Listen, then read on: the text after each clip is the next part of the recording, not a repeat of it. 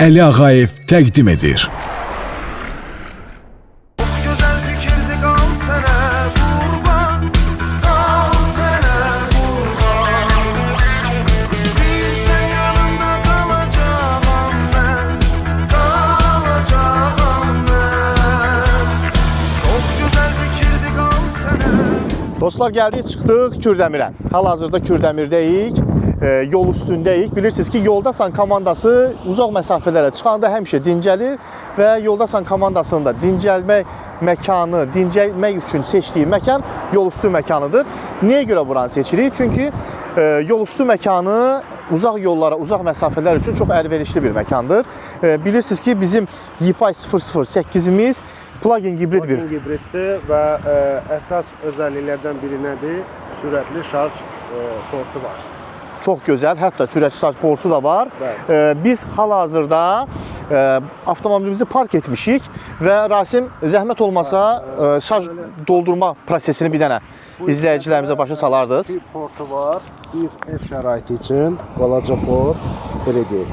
Bir də sürətli şarj üçün GBT portudur. Çin avtomobillər istehsalında ən çox istifadə olunan port budur.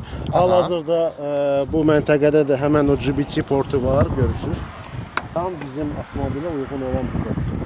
Deməli, proqram vasitəsilə biz bunu taxırıq bura. Belə keçdi. Və proqram təminatını da aktivləşdiririk. Başla sesi. Bu proqram artıq bizim... Mən indi hal-hazırda yüklədim. Bəli. Prosesdədir.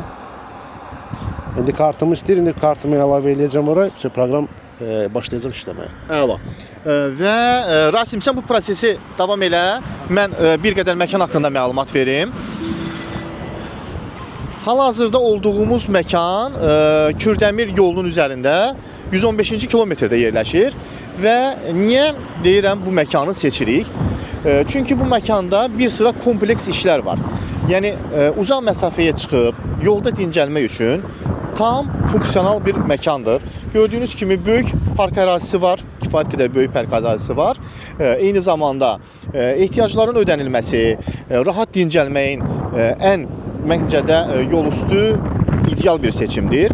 Çünki bilirsiniz də uzaq məsafələrdə istirahət eləməyə məkanlar çox azdır və bir qədər şəhərdən ayrılandan sonra şəhər tipli və eyni zamanda yeni müasir içkilərin tapılması bir qədər çətinlik törətdiyindən, amma bu problem tamamilə yol üstü məkanlarında həll olunub. İndi bir-iki dəqiqədən sonra